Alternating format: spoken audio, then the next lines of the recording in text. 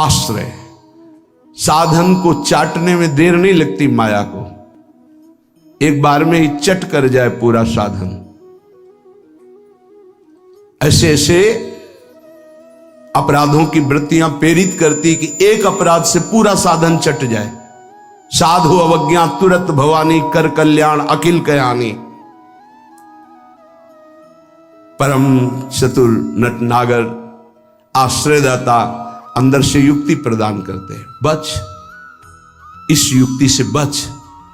उन्हीं की माया है तो वही चाल जानते हैं बचाने की, इसीलिए कहते हैं मामेव ये प्रपद्यन्ते, केवल मेरी शरण में हो जाओ। माया तो इतनी प्रचंड है कि भगवान को भी भगवान मानने के लिए तुम्हारे हृदय में स्थान नहीं रखेगी, स्थान ही नहीं रखेगी, इतनी मलिन वृत्ति कर देगी, तभी तो दुर्गति कराती है। अगर थोड़ा भी भगवान का आश्रय है, भगवान उसे बचाते हैं, इस माया के तूफान से उसे बचा लेते हैं। हृदय में पुनः वृत्ति जांच कीजिए इस बात की कि अपने आराध्य देव की जगह कोई वस्तु, व्यक्ति, स्थान तो नहीं ले रहा है, क्योंकि इसी आश्रय से आपको भगवत प्राप्ति होगी। हम प्रार्थना करते हैं इस बात को देख लीजिए, सब साधन एक तरफ, आश्रय एक तरफ। भगवान आश्रय को देखते हैं, वो हृदय से होता है। अगर बाहरी चूक हो रही तो मेरे प्रभु बड़े कृपा निधान हैं।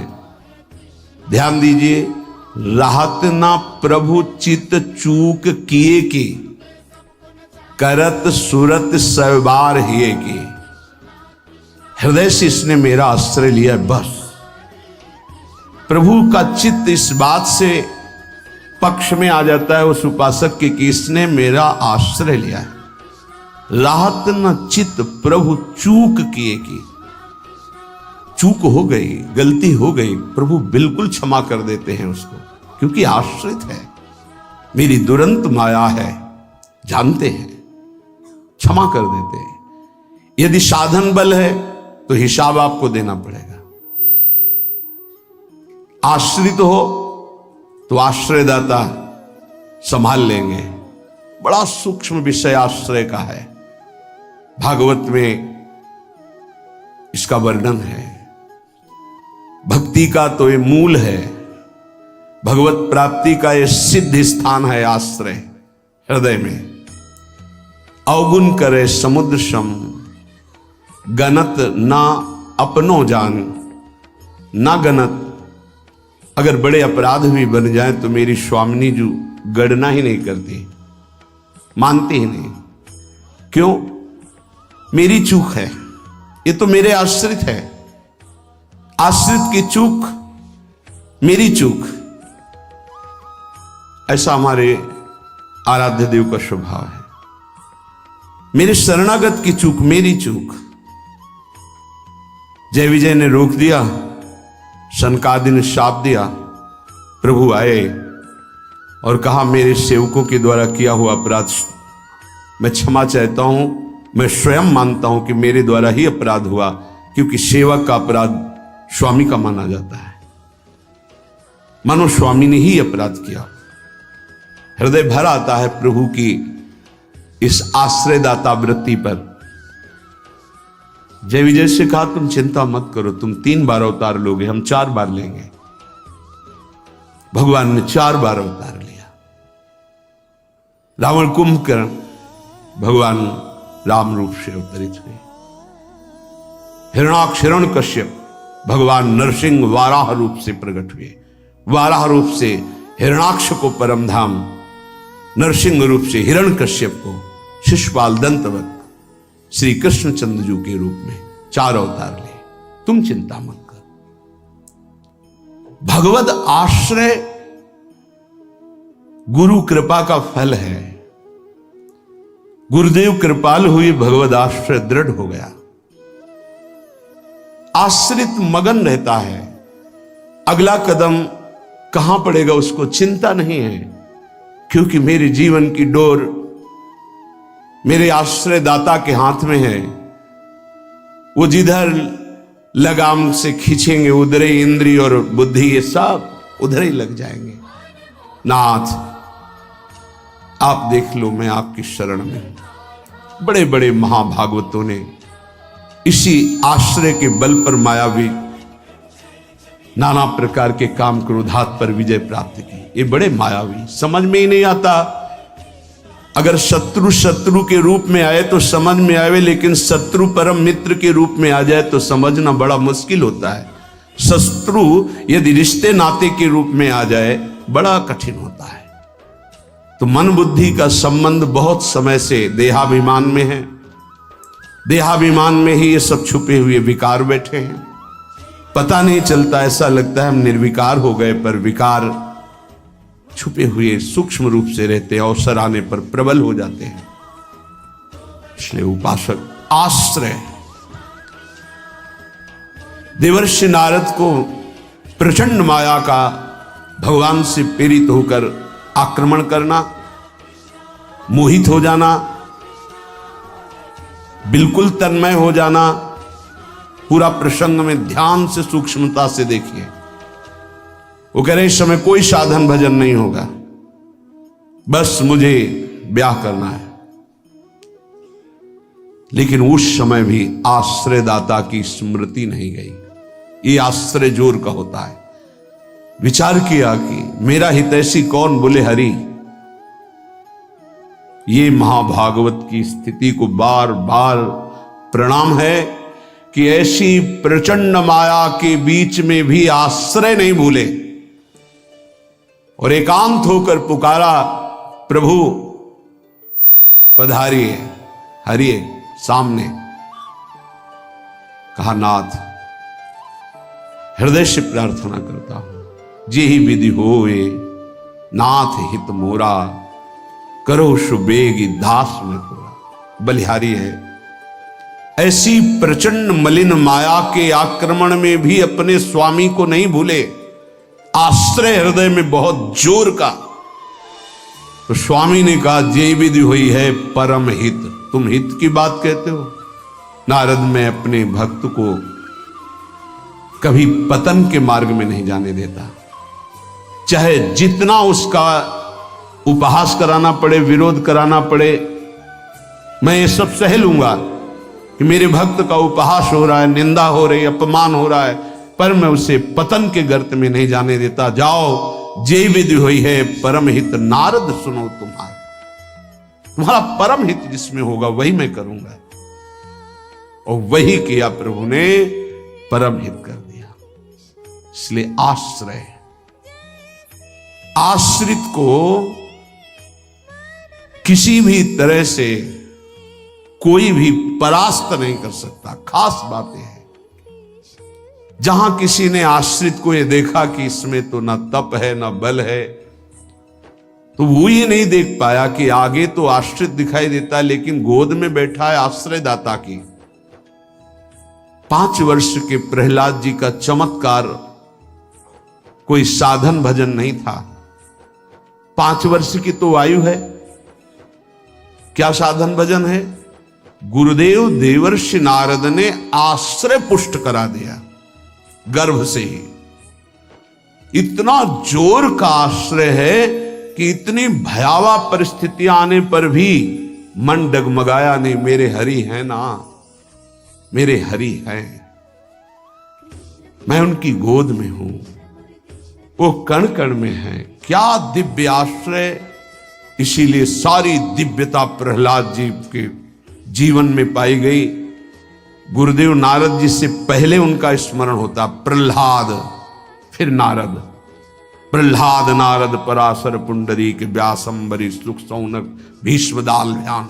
सबसे पहले भक्तराज प्रहलाद जी का नाम, क्योंकि 5 वर्ष की अवस्था में निष्काम धर्म की चरम सीमा में आश्रय की भारी स्थिति में प्रहलाद जी को पाया गया।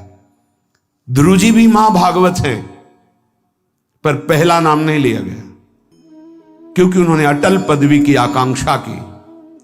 निष्काम धर्म की चरम अवस्था प्रहलाद जी की।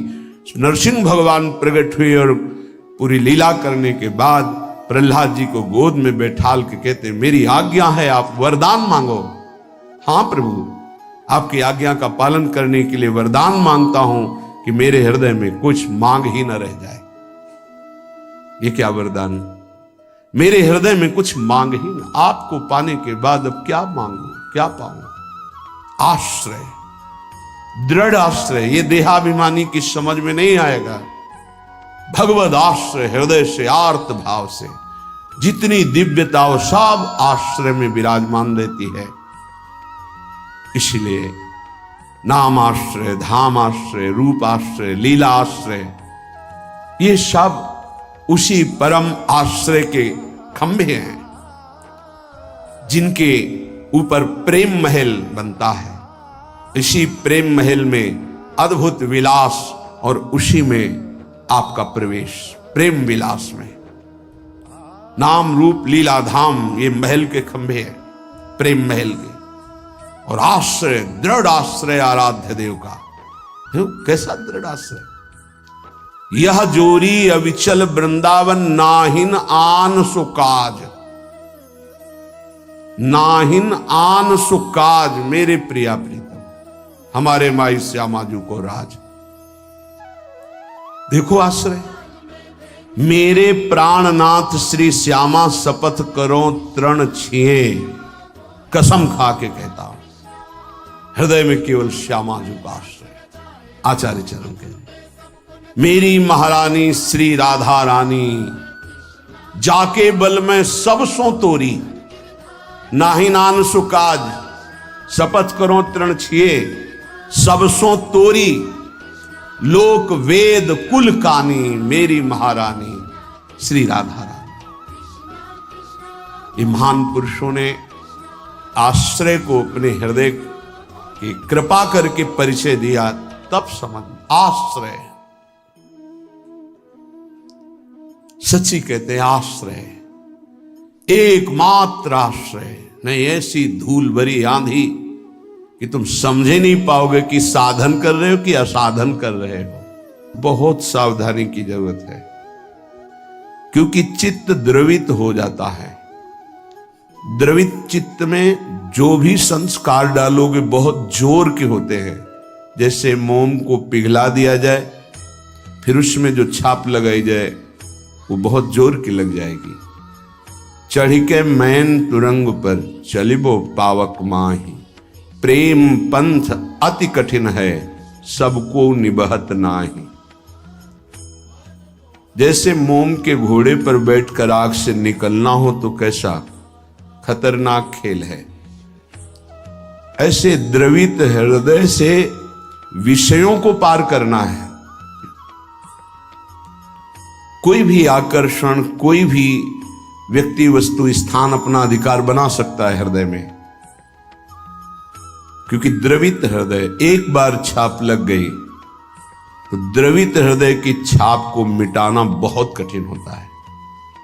इसीलिए उपासक को जब वो असावधान होकर विषय में फंस जाता है तो बहुत ही आसक्त चित्त पाया जाता है, क्योंकि वो निर्मल द्रवित हृदय का सीधे हृदय से प्यार करता है, वस्तु से, व्यक्ति से, स्थान से। नहीं तो हिरन कोई प्यार की वस्तु जिस प्रेम के कारण अपनी रानियों का, पुत्रों का, राज्य का, समाज का त्याग कर दिया, उस प्रेम के आगे हिरन क्या चीज था। पर द्रवित हृदय, छाप लग गई, अगला जन्म हिरन का हुआ। द्रवित हृदय उपासक का होने लगता है। मलिन हृदय की छाप तो मिटाई जा सकती है, ये सूक्ष्म विषय है। विषयों में खेल रहा है, कोई भगवान से मतलब नहीं, तो जब जगेगा तो उसका हृदय साफ किया जा सकता है। जब ज्ञान होगा, उसको सत्संग मिलेगा तो सुधार बड़ी तीव्रता से हो जाएगा, यदि कुसंग ना हो तो। लेकिन यदि उपासक का हृदय आसक्त हो जाए तो बहुत ही उसमें विचित्रता पाई जाती है। जैसे द्रवित हृदय किसी रूप में फंस जाए, शरीर में फंस जाए, वस्तु में फंस जाए, उसकी एक विलक्षणता होगी उपासक की। जैसे वो प्रभु की तरफ चला था वैसे ही विषयों में अनन्य होकर के चलने लगेगा। द्रवित हृदय बिल्वमंगल जी चिंतामणि में अत्यंत आसक्त हटे, प्रभु में मन को लगाने की चेष्टा की, लगा, फिर वैसे ही एक नववधू को फिर वैसे ही नवीन आसक्ति, अर्थात वो अभी हृदय से छाप मिटी नहीं थी। इसीलिए उन महापुरुष ने अपनी दोनों आंखों को ही विदा कर दिया, मेरे नाथ से तू फिर मुझे विमुख किया, अब संसार को देखूंगा ही नहीं। दोनों आंखें खोल ली। द्रवित हृदय अत्यंत आसक्ति, ये विषयी पुरुष नहीं कर सकते ऐसी आसक्ति, वो विषय में भी ऐसी आसक्ति नहीं कर सकते जैसी उपासक आसक्ति करेगा। इसलिए बहुत सावधान, उपासना के मार्ग में अपने आराध्य देव की जगह किसी को नहीं देनी चाहिए। उनकी जगह कोई है ही नहीं, समान ही नहीं, तो बढ़कर क्या है। पर सही मानिए हम अपने आराध्य देव से बढ़कर किसी को स्थान दे देते हैं, वो चाहे कोई शरीर हो, वस्तु हो, स्थान हो, कुछ भी हो।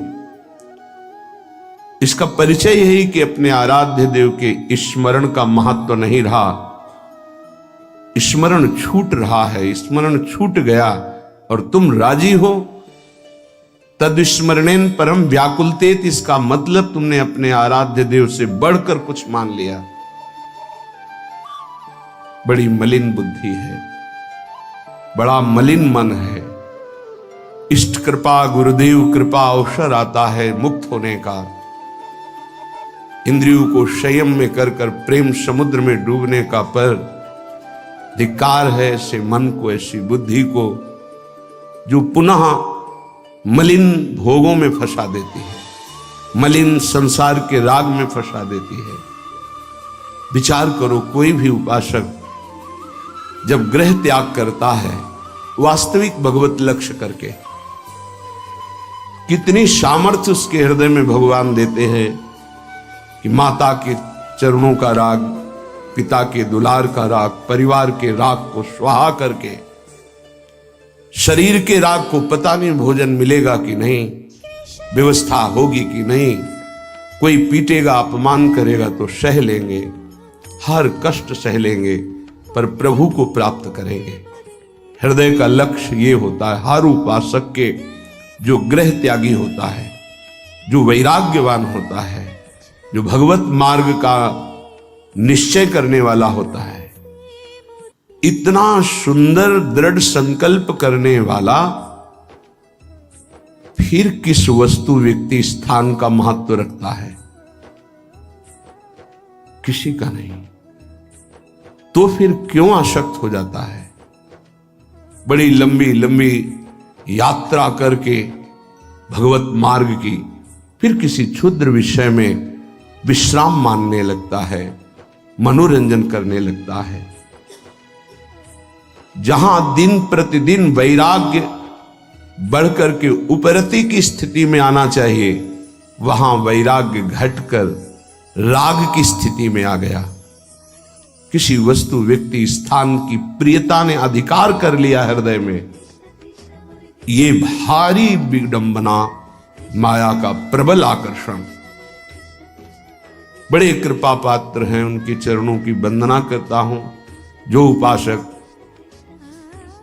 अपने आराध्य देव की जगह किसी को नहीं देते, अपने आराध्य देव के समान किसी को नहीं समझते, अपने आराध्य देव के लिए सर्वस्व त्रिभुवन के पद भोगों का त्याग कर देते हैं।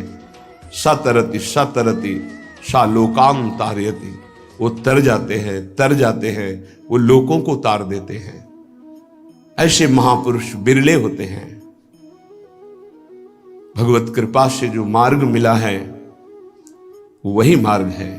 मम भक्ति युक्तो भुवनम पुनातु, मेरी भक्ति से युक्त हृदय वाला संपूर्ण लोकों को पावन करने की सामर्थ्य रखता है।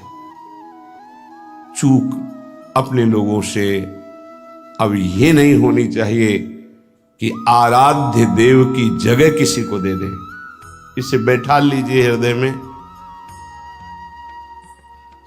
हृदय इतना ताला लगा के रखिए सुरक्षित कि हृदय में आराध्य देव की जगह कोई ले ना पावे। विश्वास कीजिए, बहुत प्रचंड भगवान की माया है, उन्हीं की है, इसलिए वो इतनी समर्थ है कि उनके स्थान में किसी को भी बैठाल सकती है। बहुत से नीच नीच वृत्ति को, बहुत से नीच नीच वृत्ति को, विश्वास कीजिए इस बात पर। अगर भगवान का आश्रय है तो साधु समागम मिलेगा और आपकी चूक का तत्काल सुधार होगा, तत्काल सुधार होगा। पर यदि अहंकार युक्त साधन रहा है तो लंबे समय तक तुम्हें जलना पड़ेगा। जब तक अहंकार गलित होकर आर्त भाव से पुकारोगे नहीं कि नाथ मुझे बचा लो, तब तक ये माया पछाड़ती रहेगी। ये हम पढ़ी लिखी बात नहीं कह रहे, ये संतों के हृदय की बात कह रहे हैं, ये साधकों के हृदय की बात कह रहे हैं, जो हृदय में चिंतन हुआ उसकी बात कर रहे हैं। अगर हृदय को तन्मय किया जाए तो पूरे विश्व ब्रह्मांड में जितने हृदय, सब हृदय की बात हृदय में आ जाएगी। जैसे ध्रुव जी ने अपनी प्राणवायु बंद की तदात्म भाव से, तो संपूर्ण विश्व की चराचर जीवों की वायु अवरुद्ध हो गई, क्योंकि परमात्मा हृदय में विराजमान है। जो उसको जागृत कर लेता है तदात्म भाव से, जो पूरे विश्व को अनुभव करा सकता है। इसलिए मम भक्ति युक्तो भुवनम पुनातु। उपासक आश्रय से भगवत प्राप्ति होती है। इतना दृढ़ आश्रय, अन्य अवलंबन न हो, अन्य आश्रय न हो। जब तक शरीर का आश्रय रहता है तो देहाभिमान स्फुरित होता है, देहाभिमानी सोचता है कि अगर हम भगवान का आश्रय लिए तो हमारा साधन छूट जाएगा, क्योंकि साधन से देहाभिमान की पुष्टता होती है। मैं करता हूं, अहंकार विमूढ़ात्मा करता हमिति मन्यते। और जब हम आश्रय पर चित्तवृत्ति देते हैं, निरंतर उनका चिंतन, निरंतर सेवन, निरंतर गायन, निरंतर आश्रय, तो अभिमान गलित होता है। ये आंतरिक युक्ति है।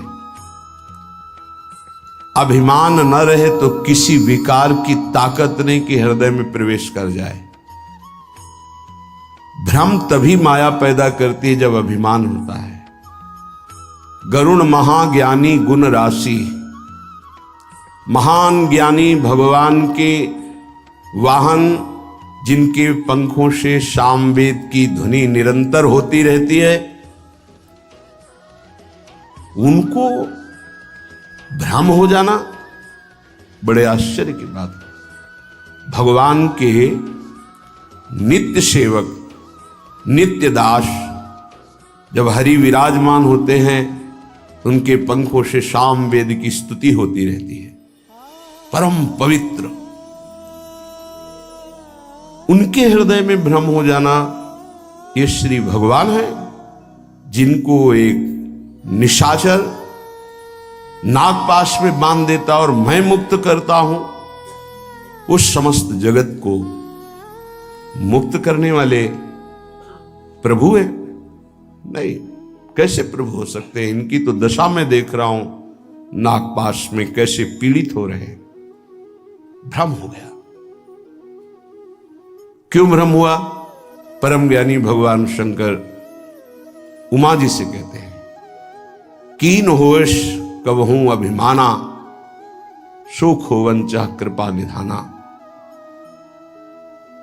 मैंने भगवान की कृपा से जान लिया कि गरुण जैसे महापुरुष को जो भ्रम हो गया, व्याकुलता हो रही है, इनका चिंतन बदल गया। इसका मतलब इन्होंने कहीं अभिमान किया, उसी को खोना चाहते हैं प्रभु, इसीलिए इनको भ्रम हो गया। नहीं तो ये तो महान परम बंदनी भगवान के पार्षद हैं, इनको भ्रम कैसे हो सकता है? सोचो, इतनी ऊंचाई तक माया अपना दांव चाल चल सकती, तो हम आप क्या चीज हैं? दैन्य, दैन्य होकर के, भगवद आश्रित होकर के फिर जो नाम जप करना, वाणी गायन करना, परिक्रमा लगाना और जो साधन है, ये कृपा से देखा जाता है। इसमें अहम नहीं होता, मैंने किया, मैं ऐसा नियम लिए हूं, मैं ऐसा संकल्प किए हूं, मैं करता हूं। नहीं, मेरे स्वामी, मेरे आराध्य देव मुझसे नाम जपवा रहे, परिक्रमा लगवा रहे, धाम वास करवा रहे, शिव किंचन मात्र अहम नहीं। जब अपने में गुणों का चिंतन हो और दूसरों में कमी का चिंतन हो तो जान लेना चाहिए पतन का अवसर आ गया है। अब आपको ठोकर लगेगी, गिरना पड़ेगा आपको। सावधान हो जाओ, पुकारो प्रभु से, प्रभु बचा लो, अहंकार आ गया।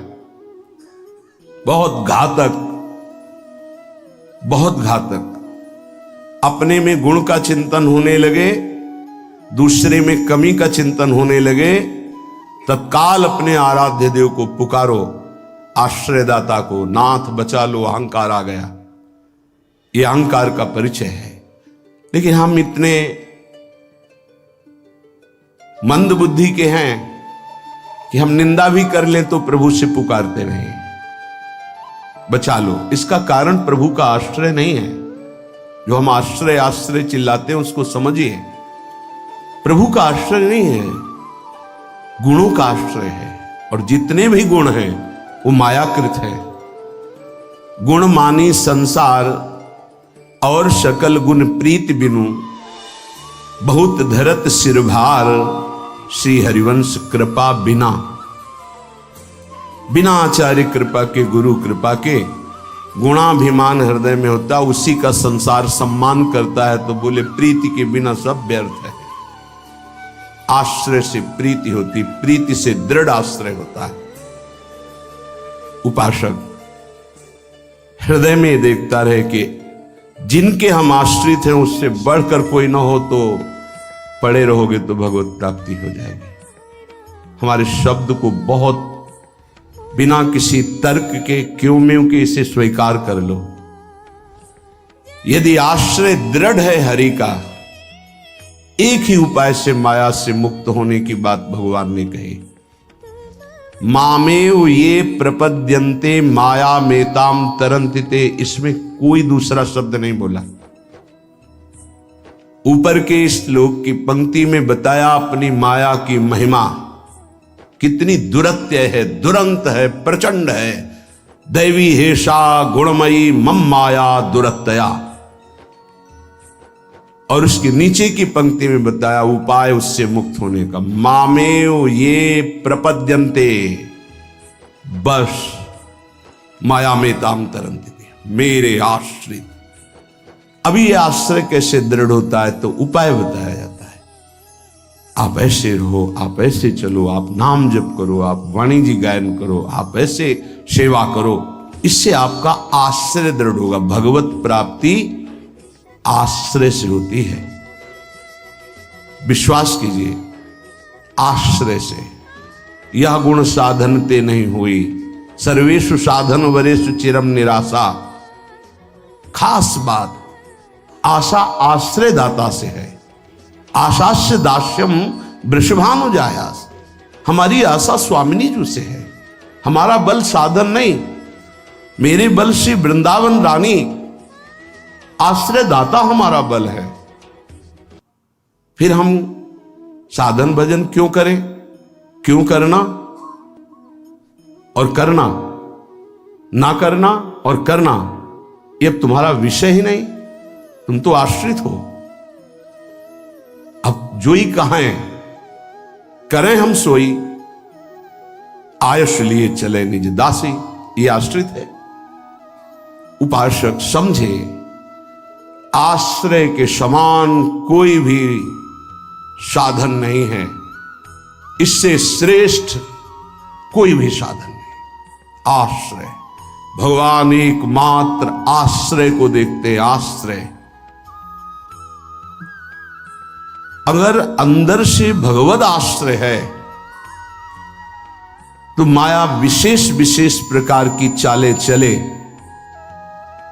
तो परम खिलाड़ी नटनागर प्रभु उसके हृदय में बैठकर बचाव पक्ष की युक्तियां देकर बचा लेते हैं।